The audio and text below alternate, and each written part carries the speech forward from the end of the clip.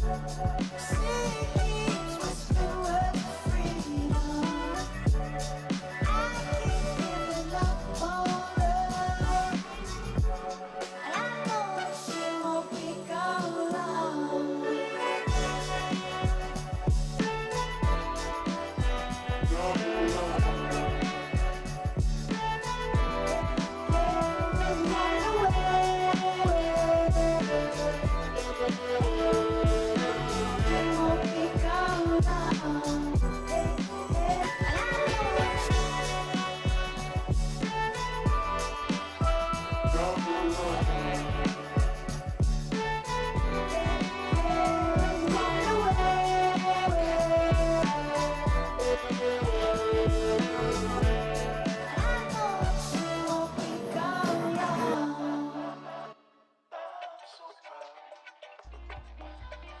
Box.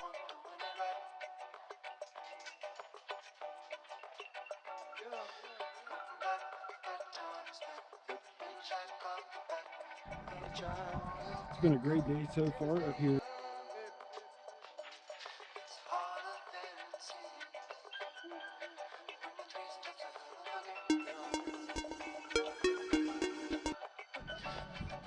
It's been a great day so far up here at Snowshoe.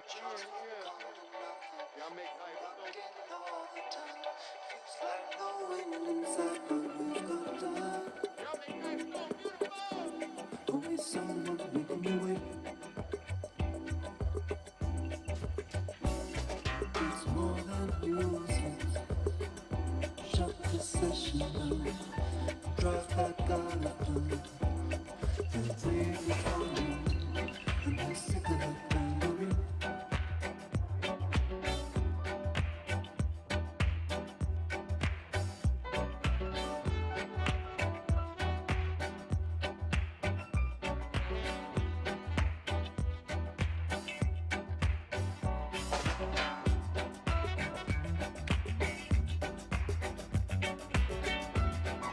Lurking deep by the branch.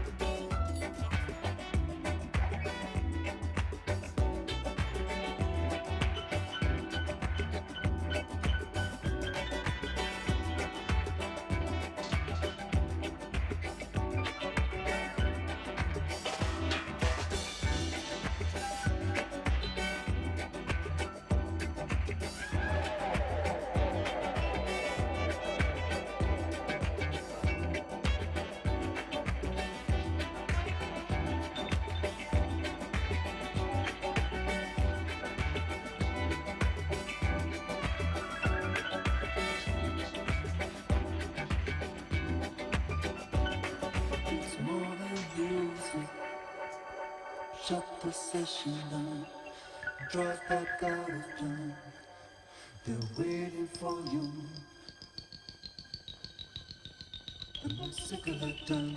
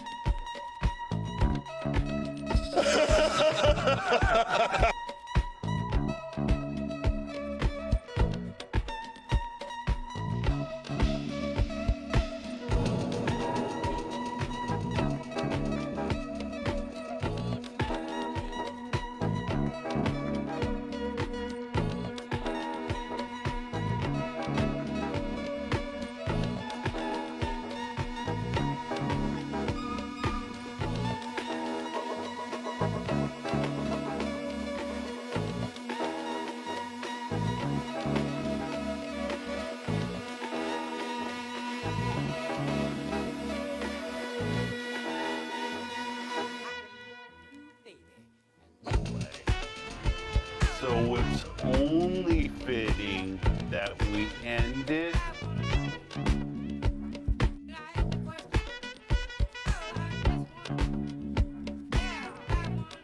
Xbox history. This is Starfield.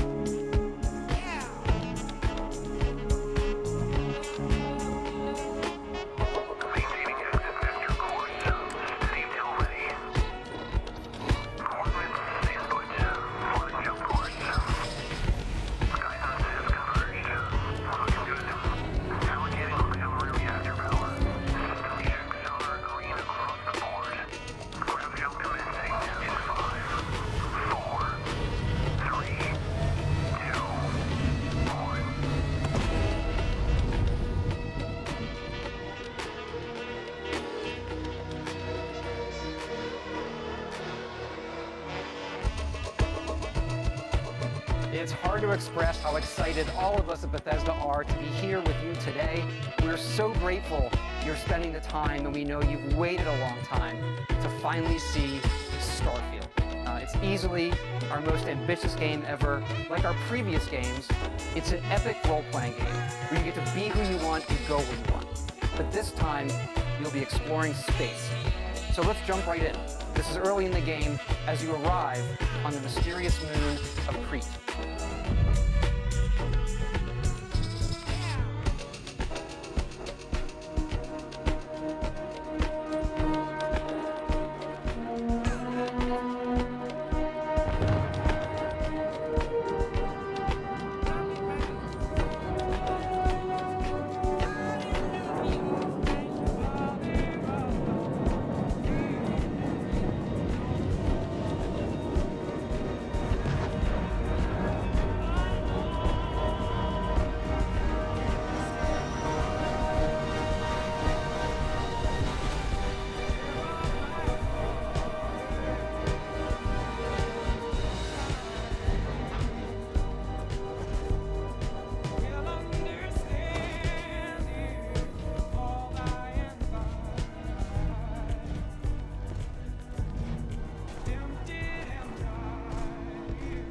According to the scanners, the abandoned research facility is in this direction.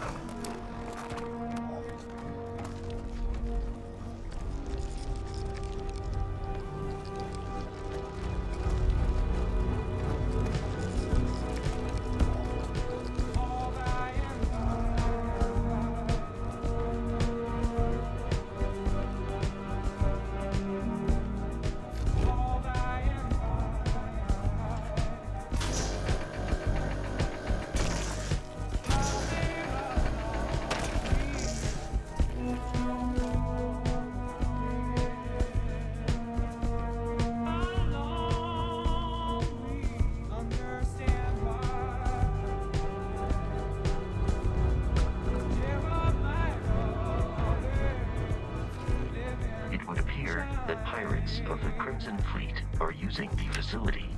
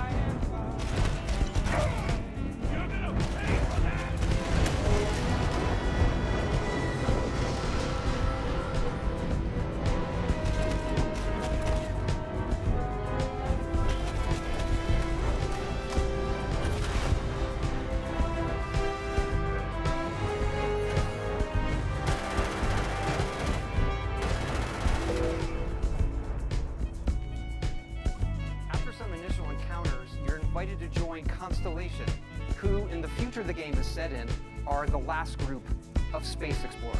To meet them, you'll head to the capital city of New Atlantis.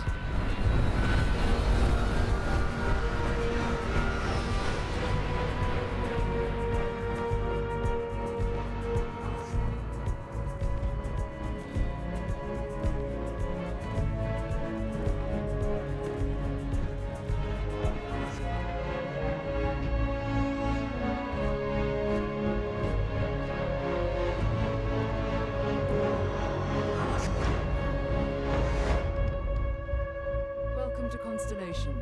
We have a lot to talk about. Where are you? Because looking is the biggest question of all. What's out there? These artifacts could be everything we've been looking for. Just what they are, what they're building. You'll be part of solving that puzzle. Found something. You got something. You took up the artifact. That's what you saw. The artifact, in fact, seems to be speculative things. If we can find more, we can unlock the secrets.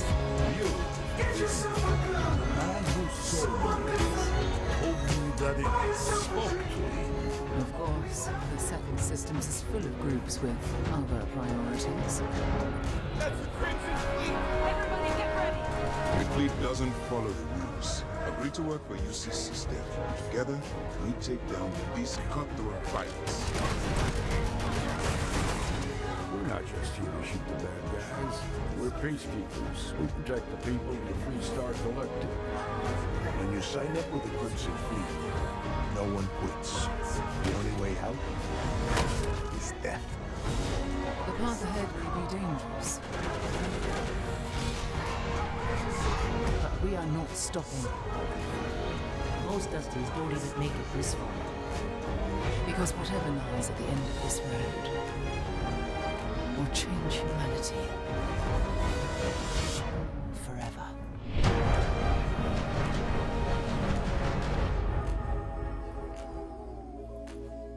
That gives you a look at the stories in Starfield. But ultimately, it's not our story. It's the story you create by who you are and the choices you make.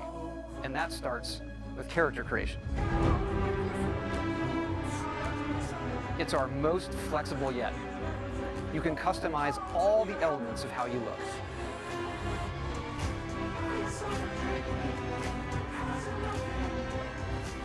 You'll pick a background that gives you 3 starting skills. Let's hear you spend some time as a diplomat. Having a way with words might prove useful. There are optional traits, and these come with unique advantages and disadvantages. But it's not just in how you can look, in how your character plays and develops. The skill system combines the best from our previous games. Please clap. And you can unlock new skills as you level up, and then you rank those skills up by using them and completing challenges. And there's deep crafting systems, from running research projects with resources you find, to crafting weapon mods needed to survive.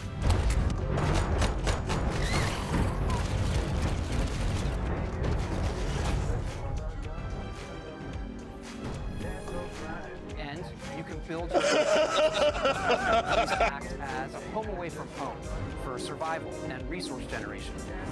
You can choose where and how to build each one, and you can hire characters you meet to keep it up and running. But that's not all. You can even build your own spaceships.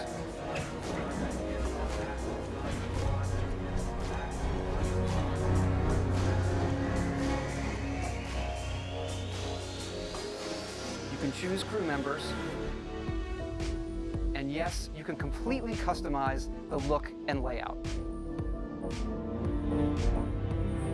There's loads of different modules, ship manufacturers, and more. I have to say, it's so cool. We just absolutely love this.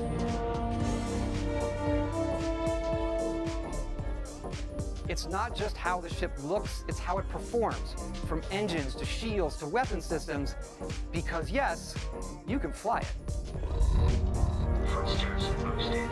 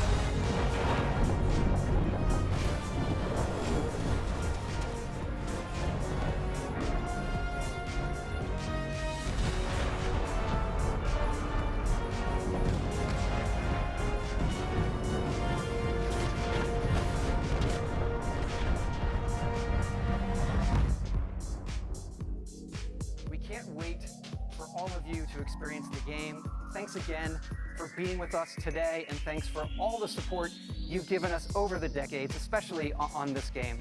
It's been an incredible journey for us making it, but we know that's really only the beginning, for it's when all of you play it that the real journey begins. And you may be wondering, just how big is this game? So we thought we'd take one last moment and show you. Let's take a look at one of our planets, Jemison. You can land into Atlantis, but you can also land and explore anywhere on the planet. And it's not just this planet, it's all the planets in the system. From barren but resource-heavy ice balls to Goldilocks planets with life. And not just this system, but over 100 systems. Over 1,000 planets, all open for you to explore. We can't wait to see what you find.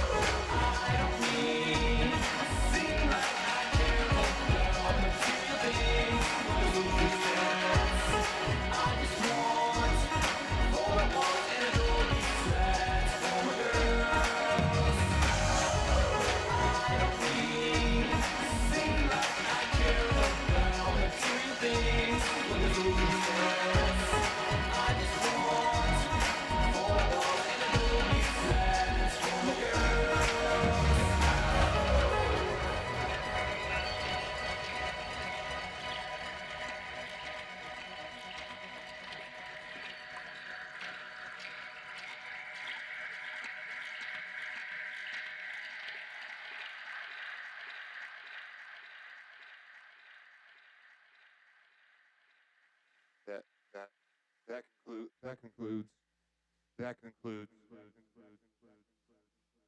That's set one.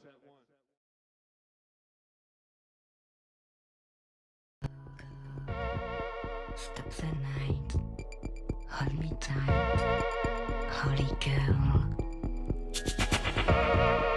Don't stand up, I feel strange when you go, go, go, go, go, go, go,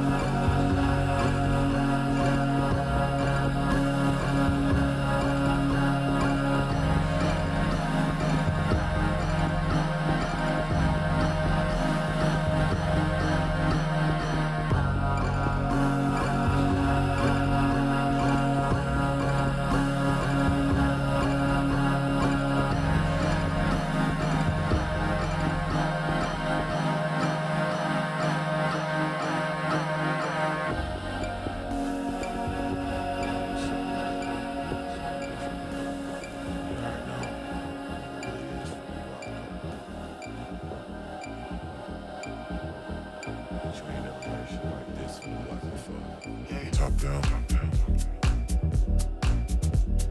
Top down. Roll up with the top down. Send me wrong with the top down. My niggas and your bitch. Roll up with the top down. Roll it. Roll up with the top down. With my niggas and your bitch. Roll up with the top down. Send me wrong with the top down. My niggas and your bitch, you ain't got no idea. Guess I gotta teach ya. Top down to the streets, yeah. You think she ain't on a leash, yeah. Baby, you know what it is. Know you a sleeper, but you know they love a creeper. Don't be shy with your features. Top down. Roll with the top down. With my niggas and your bitch, roll with the top down. Top down. With my niggas and your bitch, roll with the top down. Roll it. Roll with the top down.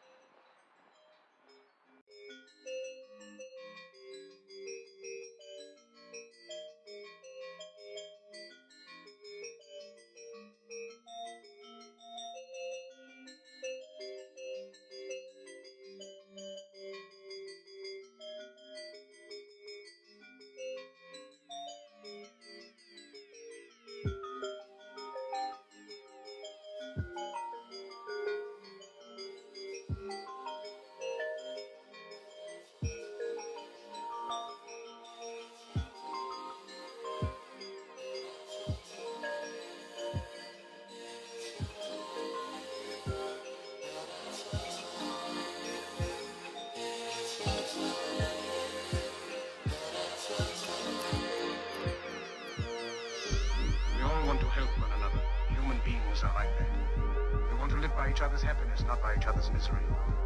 We don't want to hate and despise one another. In this world, there's room for everyone. The good earth is rich. It can provide for everyone. The way of life can be free and beautiful.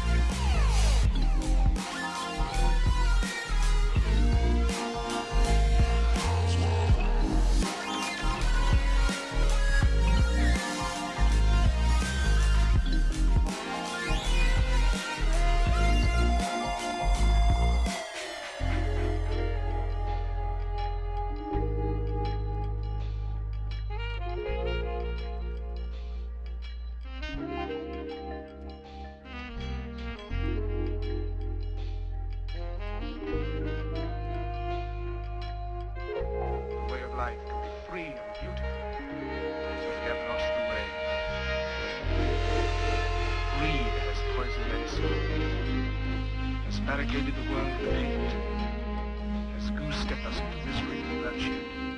We have developed speed. We have shut ourselves in. Machinery that means abundance has left us in want. Our knowledge has made us cynical.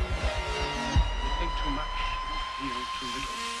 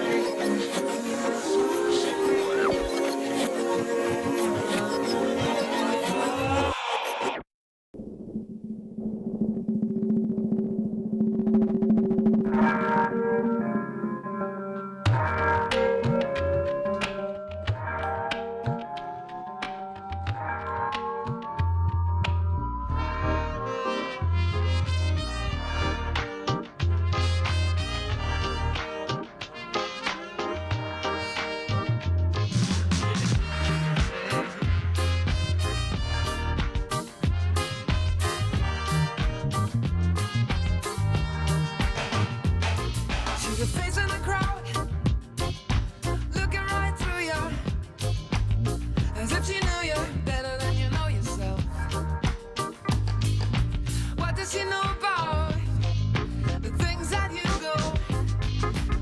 go through only in a day. Hey.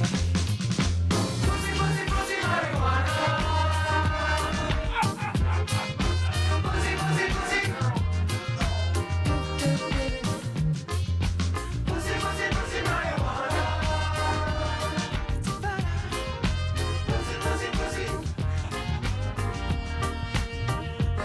She got you walking about in a frozen desert. From the tip of the iceberg, you slip and fall. Falling through the clouds of your Fata Morgana. In the lap of your mama, you land. You'll understand. Pussy, pussy, pussy, marijuana. Pussy, pussy, pussy. Pussy, pussy, pussy, marijuana. Pussy, pussy, pussy.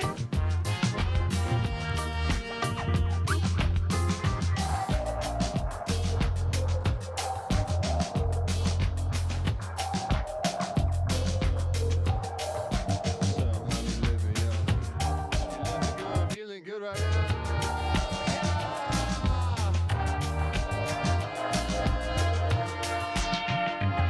If you start looking around, yeah, you know there's no pretending. Cause how you twist and bend it, she's the perfect toast. Leave everyone spellbound when she mixes and blends it. Cause the message she's sending, she's ready to sell out. To float. Pussy, pussy, pussy, marijuana. How much do you need? Pussy, pussy, pussy. Pussy, pussy, pussy, marijuana. Pussy, pussy, pussy.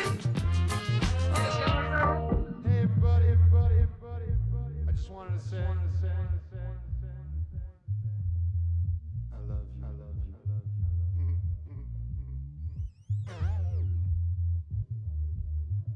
And I only plan. I'm playing for like 2 hours. Those hours. So that being said, I'm gonna play one more song. I'm gonna play you guys one more song. I'm gonna take a quick break because I just feel like I have to. I'm gonna do something else for like 20 minutes, and then I'm gonna come back and play some more music, because that's what the world needs more of right now, is something that everybody feels good about. We just need to feel good. I feel great. Thanks, guys, for being here. It means we just need love for ourselves. Like, that good shit. Just that good, warm ear. And that's what we're doing with music. That's what music's for. Is to cultivate and make that warm, good love feeling grow and expand until infinity. And then beyond that. Toy Story, bitch! Infinity and beyond! Something like that. Toy Story is my favorite.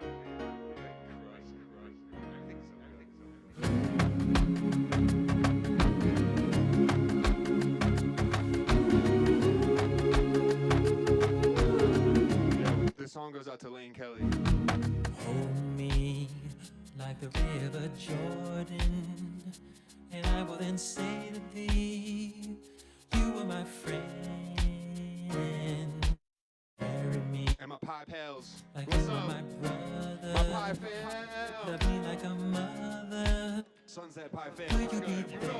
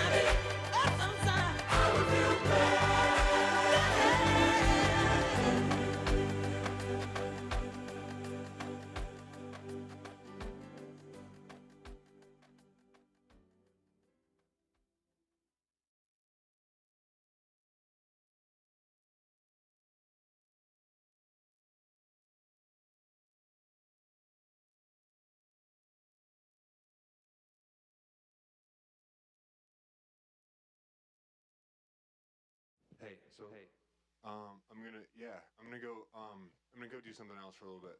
I'm just gonna go do some other shit just for like a little bit, and then okay.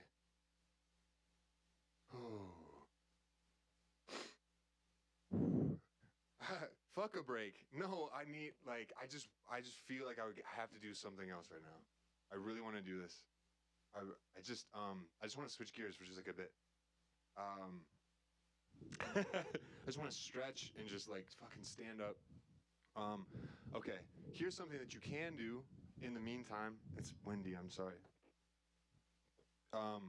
Camp Coolabunga is my camp. Not my camp, me and my friend's camp.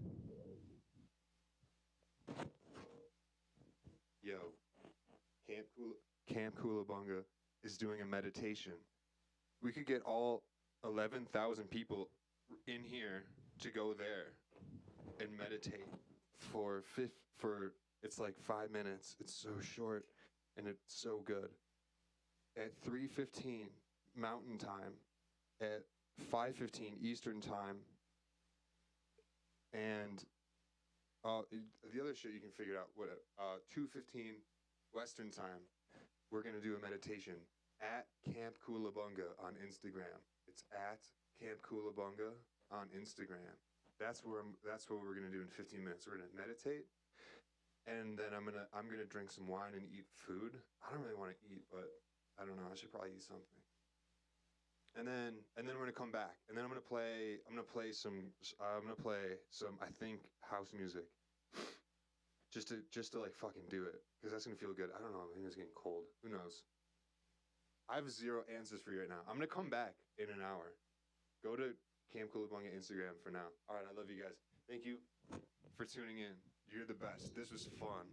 We're gonna do it all the time now, right here on Twitch.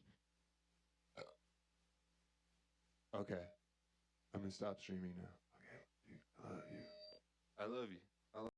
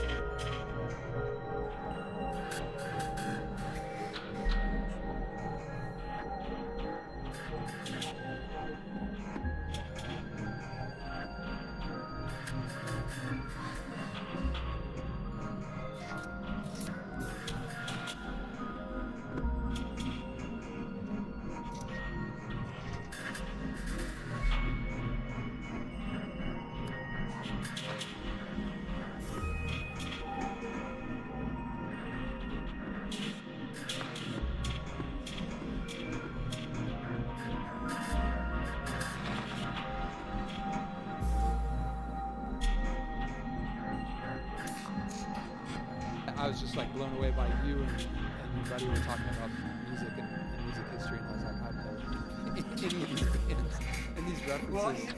Andrew Painter, who took the photos of us that we were using for the promo, I've known Andrew for over 20 years, and you know, we bonded at a time in our life when your record collection was a huge point of connection with.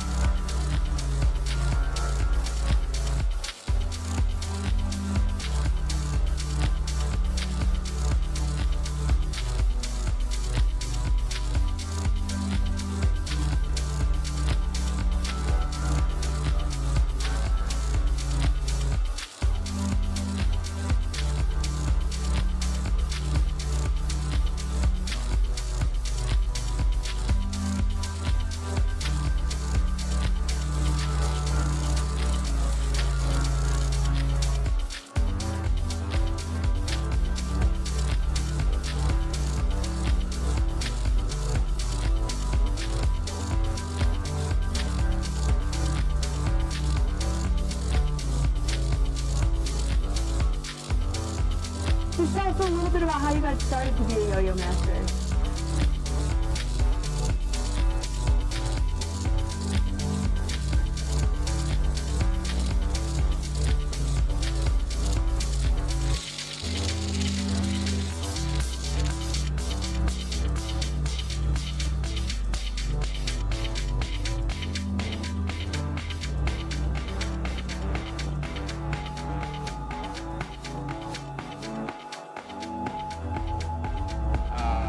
Honestly, I am just a 35-year-old kid at heart.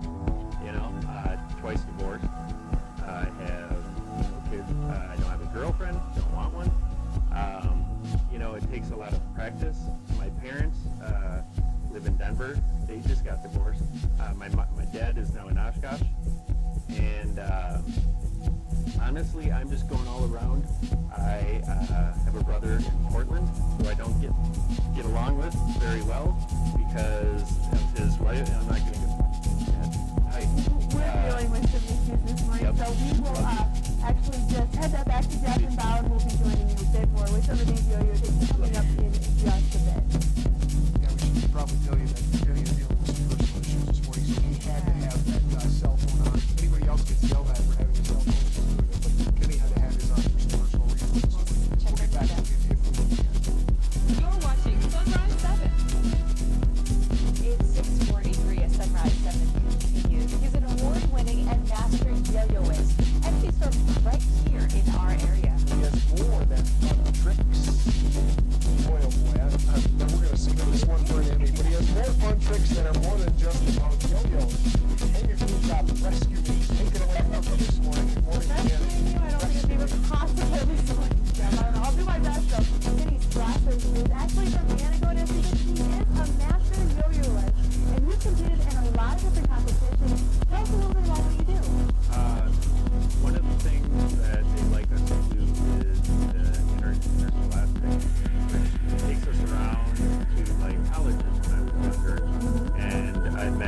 lot of great yo-yoists there. One of my favorites was the Garth Brooks of yo-yo, Eric Stringer. Now tell us, how did you actually get so good at what you do? It's been passed through the family, it sounds like. Yeah, my grandpa started it all, and he did a lot of yo-yoing through the South, and then he passed it on to my dad, who didn't do it professionally, but he got us into it even more and taught us some other tricks. No, I can only imagine how often you have to practice to be this good. So how often do you think you actually mess around with videos? Honestly, not that much. Early on, I did more. Not that much anymore. Comes pretty natural to you. Yeah, once you get it going, you got it going. Okay, tell us a little bit about you actually travel from school to school, giving a very important message, not just about yo-yos, but you tie in communication. Right, and to be quite honest, it's not looking good as far as getting into school. That's one of the reasons I thought early on we were getting into a lot of school.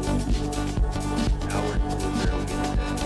Just give us a little bit of a preview. I'm going to step out of the way and kind of show us what you do when you're at the school, because you told me it's a little wild and crazy. It gets a little wild and go ahead and take it away. This one, I like to start off with the kids going. It gets them hooked. I say something like, there's John Bon Jovi and rock. Oh, there we go. One's called Plymouth Rock, and I get a little bit of flack for it because it's not like right away. It's not your typical yo-yoing. Because I'm just twirling it, but when you get the kids their yo-yos, they start telling my dad I'm having it. They start yo-yoing and they get going, and you're like this, you know.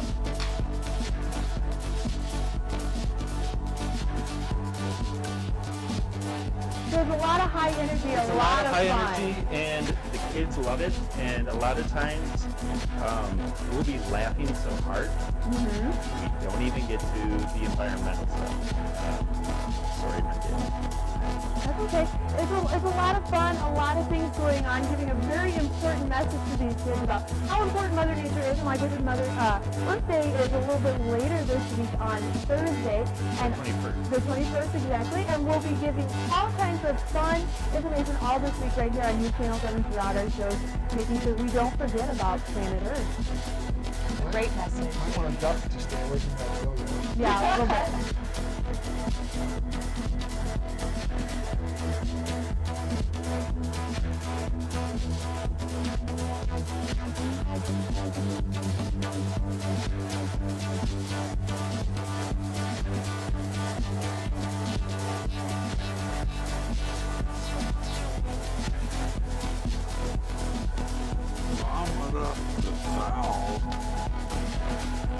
Thomas is a tank engine who lives at a big station on the island of Soda. He could eat a whole bowl of alphabet soup and then vomit up the vowels and consonants separately. He could speak 7 languages, but unfortunately he was disliked in all those countries. Then along came Sir Topham Hatt, the man in charge of all the engines on the island of Sodor. He once claimed the most difficult thing he ever did was to take a shit in a phone booth without removing his overcoat. Sir Topham Hatt said, 1, 2, 3, push! What a bunch of pussies, said Sir Topham Hatt. We shall take away your rail, he said, and leave you here until you're ready to come out of the tunnel. Something I really don't like is that stop-action animation junk. Why don't they can that shit? It's fake-looking, and it detracts from the story. When Henry had got up steam, he puffed out. He was dirty, covered with cobwebs. Oh, I'm stiff, he groaned. Good. Stay the fuck out of it, said Sir Topham Hatt. The signalman ran up. Hello, Thomas, he said. What are you doing here? I'm looking for an antique lamp sticking out of a clown's ass, said Thomas. James's driver and fireman were feeling him all over to see if he was hurt. Help, Mommy! The man is touching me like Daddy does at home. I'll show them, he thought. They think Gordon is the only engine who can pull coaches. Fuck him. You have a leather bootlace there, said the conductor to a smartly dressed man. Please give it to me. Oh, it is.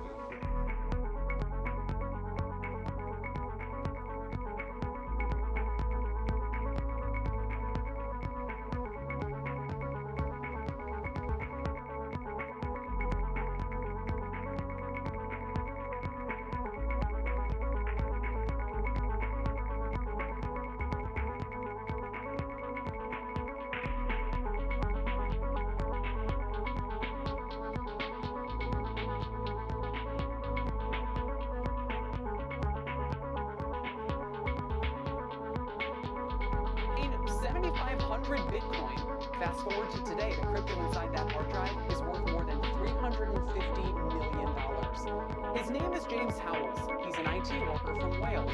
Over the past 8 years, he's been on a mission to find that hard drive by digging through his local dump. But so far, no luck. He once told NBC News, quote, "It is soul-destroying, to be honest. Every second of the day, I am thinking about what could have been." In a last-ditch effort earlier this year, Howells offered his local town tens of millions of dollars to help him find it.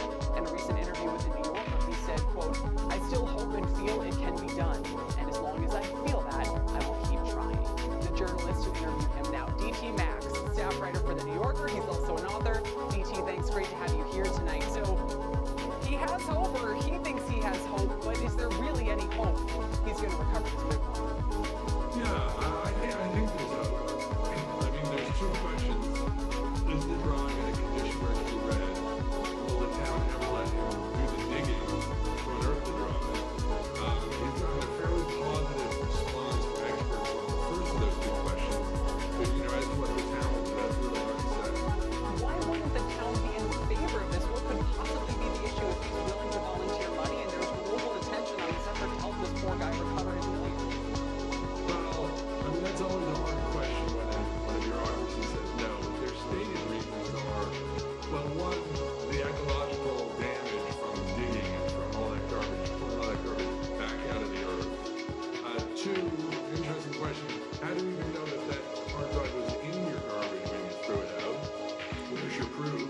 And then three, and this is more bureaucratic, well, we don't actually have a permit to unearth what we buried, so we can't do it for you. Reminds me of a New Yorker cartoon from the 90s, you know, become quite famous, where there's a guy on the phone and he's talking to some business date, and he has his date book out, and he says to him, "How's never? Never good for you?" I mean, maybe there's more to the story, but I would love to see a global diplomatic effort to, just send people to this town and please let the guy dig through the trash. How many people are begging to dig through trash? Anyway, this does raise a bigger issue for crypto. There are some people advocating for a better way to recover lost Bitcoin. Do you see that happening? Well, you know, the problem with that is the very essence, the reason people want Bitcoin, you can't trace it, right? So if you give people a backup that's outside of their own control, so for instance, you have an offline wallet. I mean, what James had is he had it on his hard drive. People don't really do that anymore because of, fear of hacking. A lot of people keep it in an offline wallet. And the problem is if you lose your key or your recovery secret, like nobody else has the ability to get in there. And if they did, it wouldn't be secure. I mean, that's James' point in the article. One thing that he says is like he wouldn't want any other system in place because then he wouldn't have wanted the Bitcoin in the first place. Absolutely. It gets right to the heart of both its appeal and its frustration. DT, thanks for chronicling it for us tonight. Shepard Smith here. Thanks for watching CNBC.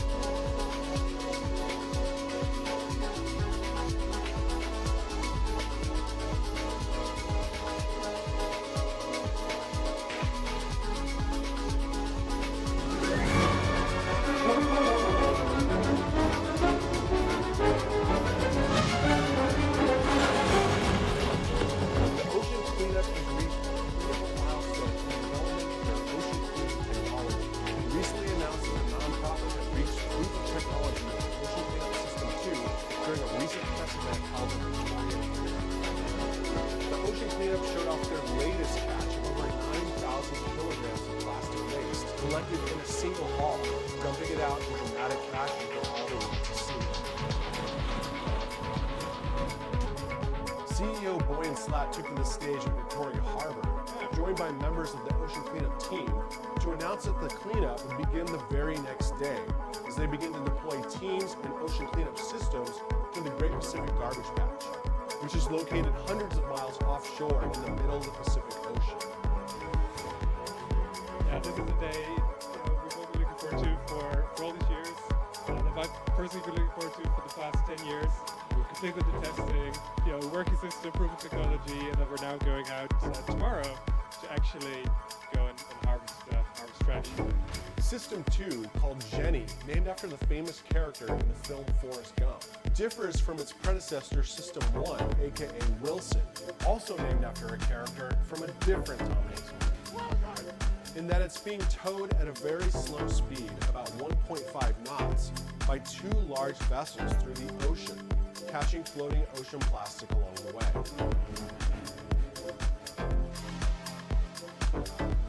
The barrier extends about 3 meters below the surface and is completely open in the center, allowing for fish to escape by simply swimming down below the barrier.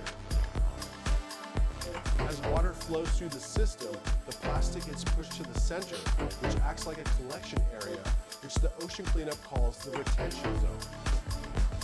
After a period of time, the vessels connect both ends of the giant loop to one ship, while the other ocean cleanup vessel maneuvers to the retention zone and pulls in the net, collecting and later sorting the plastic pollution before bringing it back to shore to be processed into pelletized plastic for manufacturing recycled goods. In October of 2020, the Ocean Cleanup unveiled their high-end sunglasses, designed in California by Yves Behar and crafted in Italy by one of the leading Italian eyewear manufacturing companies, Safilo. The sunglasses frames are made out of reclaimed pelletized ocean plastic, which was collected by System 1/B as a means to raise money for future cleanups and to prove to the world that you can make something new out of the tons of plastic pollution the nonprofit plans to pull out of the Pacific. So this whole idea of making this cleanup circular and turning the catch into something usable and using that to actually continue the funding of the continued cleanup. That has really been the vision since the very first day as we were developing the cleanup technology. We have also been having a team here working really around the clock to work on ways to turn this material into actually something great, something that people want to have and that is actually able to then fund. Each pair of sunglasses has a QR code, which you can scan to see exactly where in the ocean your sunglasses came from, along with videos and ocean cleanup data. Boyan Slat made clear in a series of recent tweets that the ocean cleanup has no plans to get into the manufacturing of products business with plastic collected from System 2, and that the sunglasses are simply meant to be a proof of concept, showing that companies can, and I quote, turn our trash into something truly valuable, end quote. Talk about closing the loop. They are literally closing the loop. Boyan Slat's original idea for System 1 was an autonomous cleaning system that used the ocean's currents and winds to propel it through the Great Pacific Garbage Patch. An autonomous system would save money on staffing the crew, fuel costs, and be able to work day and night 24/7. This concept proved to be ineffective during early testing. System 1 was successful in catching plastic, but the plastic would easily escape because the smaller floating plastic pieces would sometimes travel faster than System 1 and would simply float away from the structure.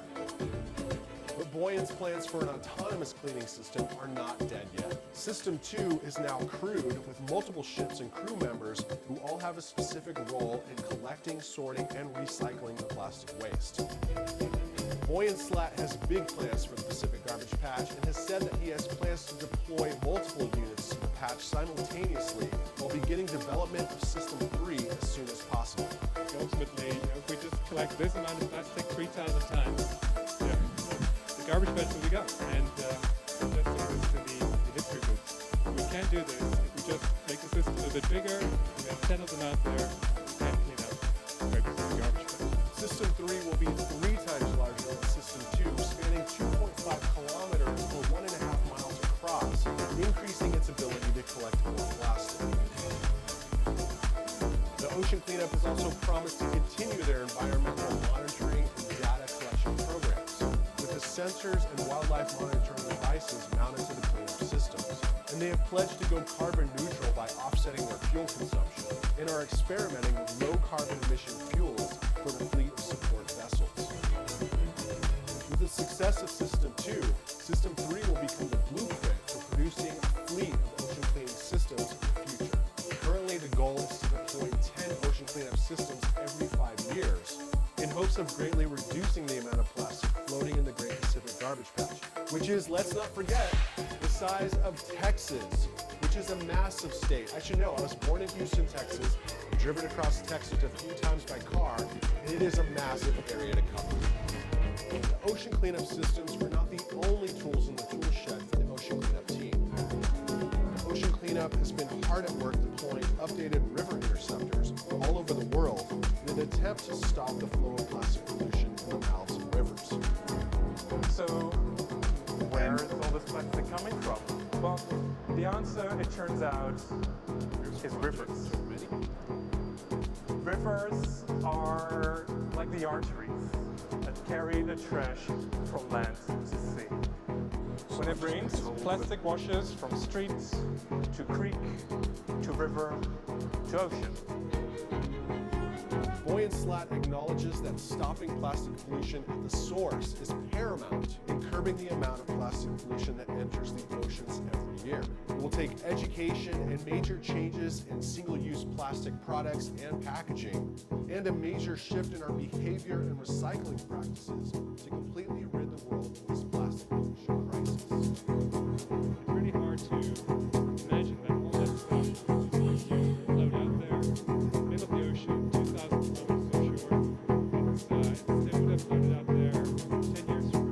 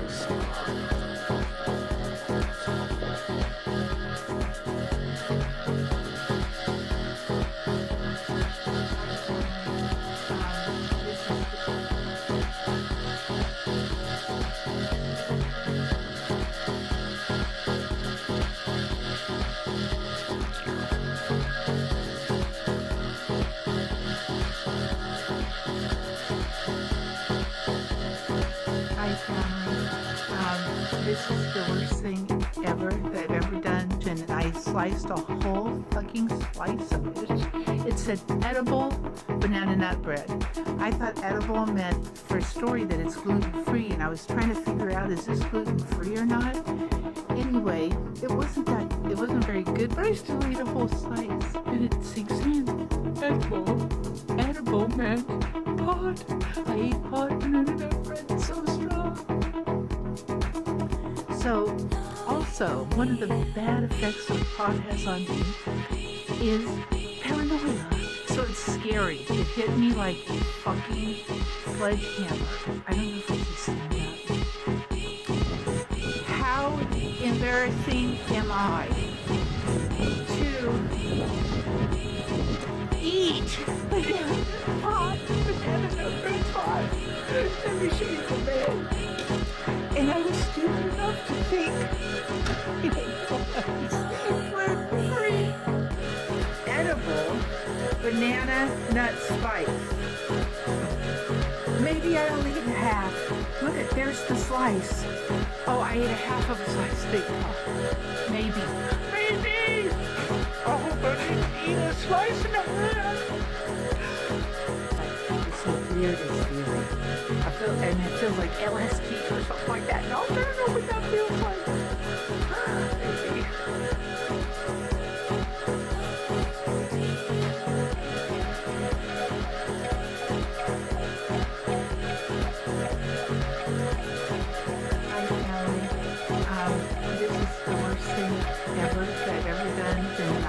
sliced a whole fucking slice of it.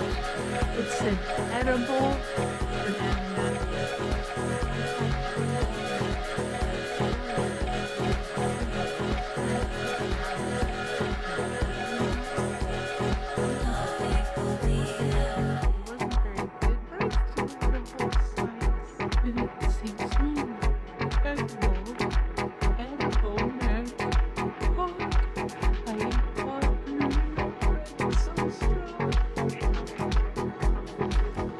So, also, one of the bad effects that pot has on me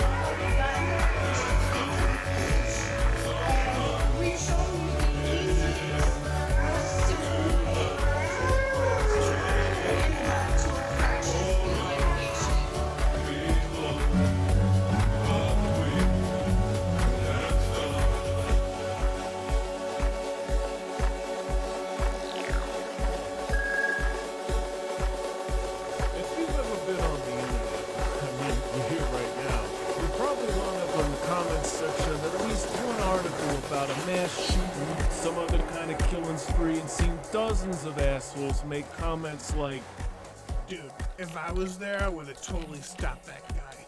I totally know Kung Fu, and I just knock the weapon out of his hand and then break his neck with a spin kick, and then my mom would finally love me. My name is Joe Lazito, and one day in 2011, my morning commute was interrupted by the tail end of a 28-hour-long stabbing spree. The reason that spree ended is because I stopped it, and I learned the stabber, Maxim Gelman, was already famous across the city. I didn't know any of that though, because I'd gotten up too early to catch the paper. So when an obviously high person staggered crazily into the train, I just kind of figured morning in New York, you know? That creepy guy, who I'd later learn was Gelman, started banging on the door of the engineer's compartment. Let me in. I was sitting right by the door. The only thing separating the engineer and myself was a wall. It turned out there were two cops on the other side of the door, lying in wait in case Gelman hopped on this train. I found out later they'd recognized him, but they didn't charge out to stop him. Instead, they asked him a polite question. Who are you? I'm the police. You're not the police. You'd expect two armed cops to, I don't know, maybe do something about a wanted fugitive spree killer that they were on the train specifically to arrest, but they stayed put. So Gelman walked up to me, whipped out an 8-inch knife and told me, "You're going to die." Then he stabbed me. I was in the sort of situation every man thinks about at least twice a day. Suddenly thrust into a life or death situation that required me to become a badass. Unfortunately, I had no badass training, but I have watched a lot of MMA, and when he brought back his arm to stab me again, I decided to dive in for a single leg takedown. It should have looked like this. But in reality, I shot in too high and wound up tackling him by the waist, rather than getting him in the leg. So he stabbed me repeatedly in the skull. The good news for you armchair badasses is that you can have no idea what you're doing but still succeed on dumb luck and balls. I outweighed Gelman by a lot, so he went down despite the power of a knife on his side. So we're both on the ground, I'm on top, and he's still got his stabbing machine in hand. I tried to grab his right hand, which held the knife, with my left, but I missed, and he sliced me good in the thumb. I tried to catch him a second time and failed, so he slashed me again in my left tricep. My third grab was a charm though. I caught his hand and slammed it into the ground. He dropped the knife. Once I had him pinned and was, dying of blood loss, the cops decided it was safe enough to arrest Gelman. Next thing I remember is the cop tapped me on the shoulder. "You can get up now, we got him." I thought that was being charitable, but at the time I didn't exactly feel argumentative. There was no pain yet, just this warm feeling from the blood gushing. It was like standing in the shower with warm water spraying the top of your head and flowing down the back of your neck. And again, when you'd expect the police to jump to my aid, they didn't. None of them even touched me.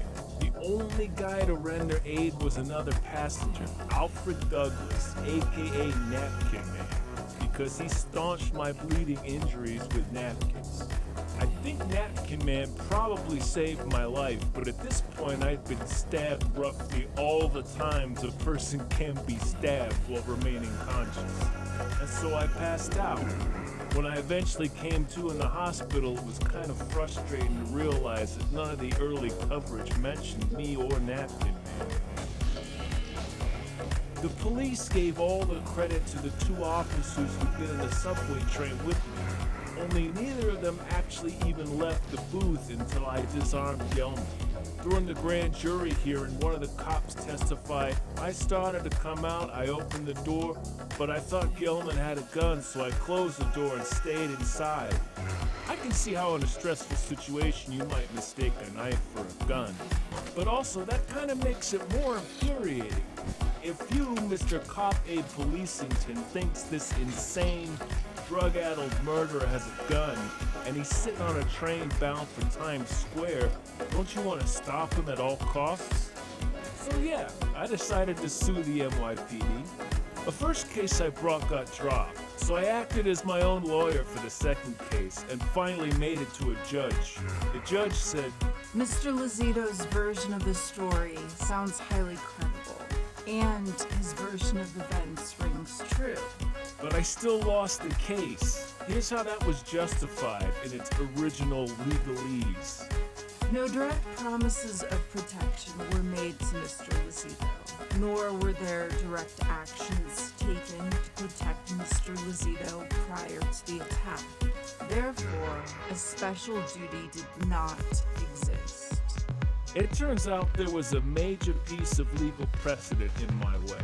In 2005, the Supreme Court ruled on Castle Rock v. Gonzalez. In that case, a woman sued the Castle Rock PD after they failed to respond when she complained that her estranged husband had violated a protective order and abducted their kids. He eventually murdered them.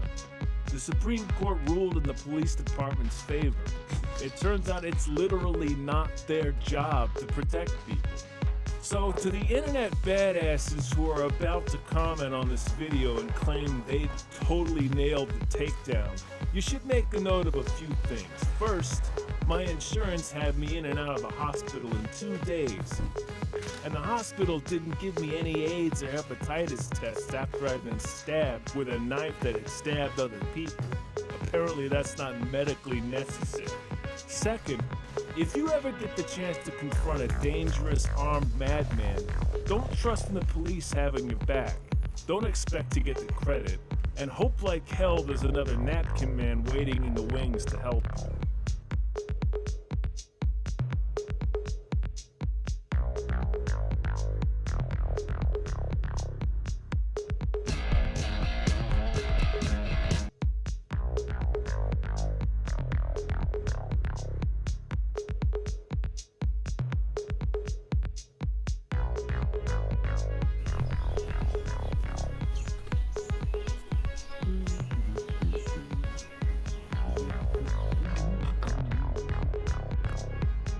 Hello, wife. I'm home.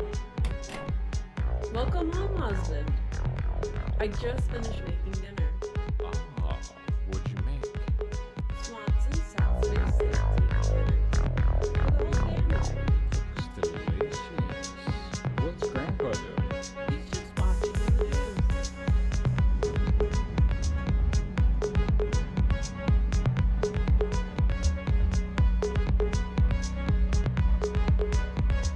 Good evening, everyone. It's Tucker Carlson. We got news for you this evening. Joe Biden, the president, has announced another piece of his highly promoted equity agenda. Joe Biden's latest idea is to pay black people to smoke more crack. What?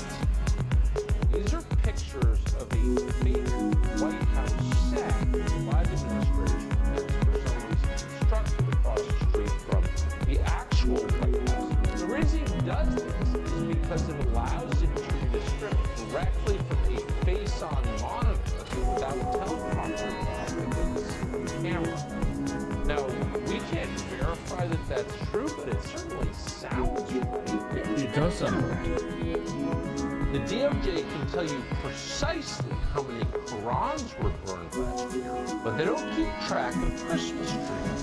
Why is that? Well, because they could care less. That's why our leaders consistently ignore the persecution of Christians around the world.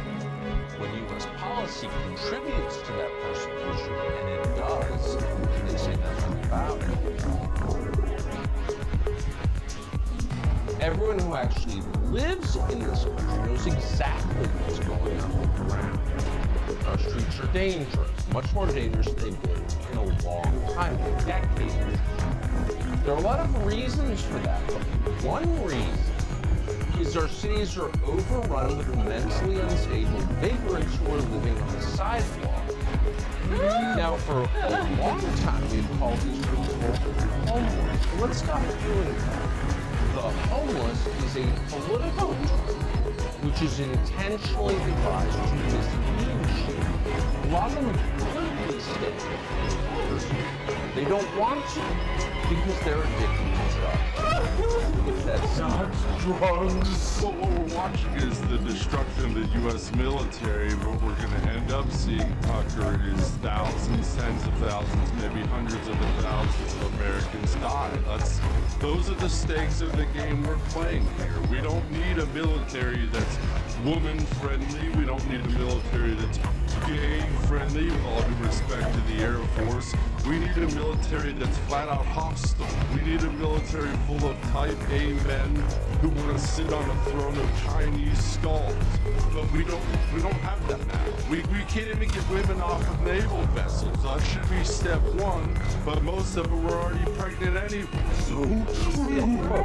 Dear Scott Perry, native-born Americans like you are no more American and no less American than an immigrant like me. Good point. We agree with that. And then he said this, and with every passing year, there will be more people who look like me in the United States. You can't stop it. So take your racist replacement theory and shove it. In other words, you're being replaced, and there's nothing you can do about it. So shut up.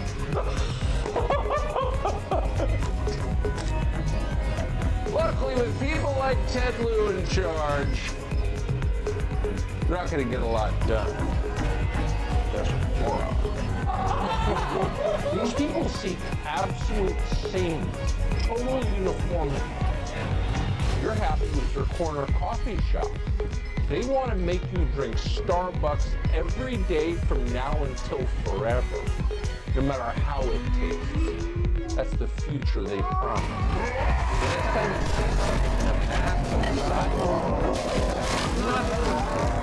Ask politely, but science shows there's no reason for you to be wearing your mask is making me uncomfortable.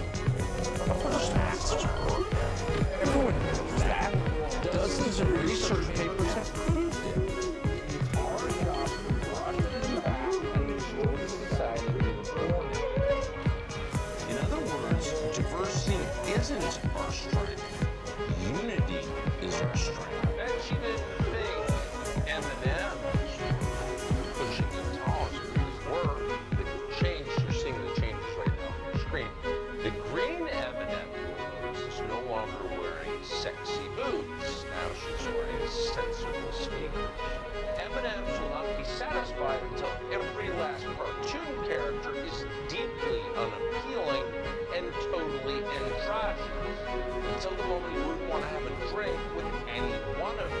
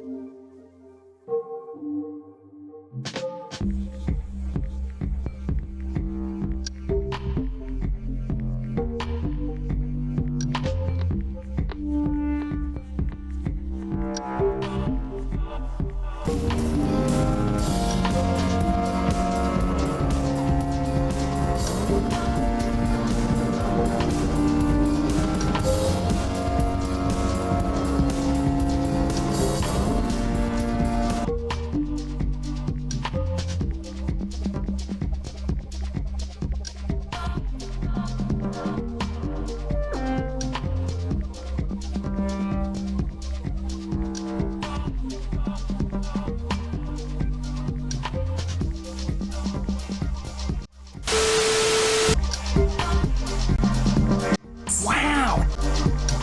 Wow!